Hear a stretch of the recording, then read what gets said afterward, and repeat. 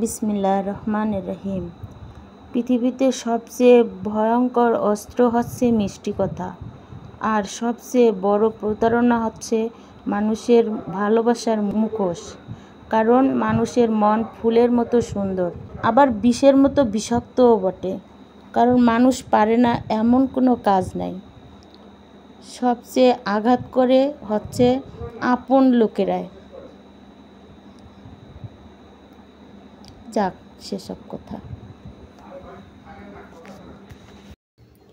আজকে আমি রান্না করব অনেক রকমের সবজি দিয়ে একটা রান্না। এটা হচ্ছে পাতাকপি, এটা হচ্ছে লাউয়ের ছাল ছোট ছোট করে কেটে, এটা হচ্ছে বরবটি, এটা শিম। শীতকালীন সব ধরনের সবজি। আর এখানে আছে কাঁচামরিচ, পেঁয়াজ, রসুন আর হচ্ছে ধনিয়া পাতা। কয়েক রকমের সবজি দিয়ে সবজি রান্না করলে অনেক ভালো লাগে।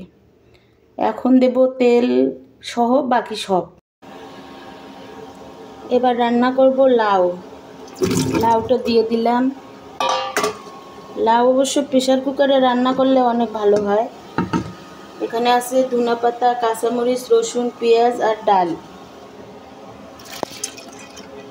আজকে অবশ্য ডাল দিয়ে রান্না করব লাউটা।